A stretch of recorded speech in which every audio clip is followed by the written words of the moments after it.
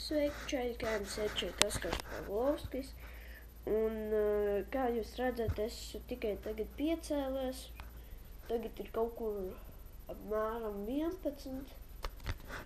Un es gribēju jums pajautāt, ka es ļoti priecājos, ka jūs ir tagad tik daudz skatījumu un viss pārējais. Es jums ļoti pateicos par to čāļu.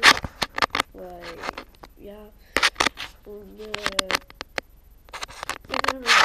iepriekš man bija kaut kā lielākais, bija 20 vai 19, tagad man ir kaut kāds lielākais ir 301 skatījums.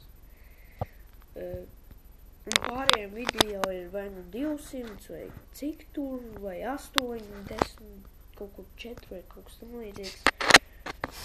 Tā kā es ļoti jums pateicos, čāļi, par to visu skatīšanos.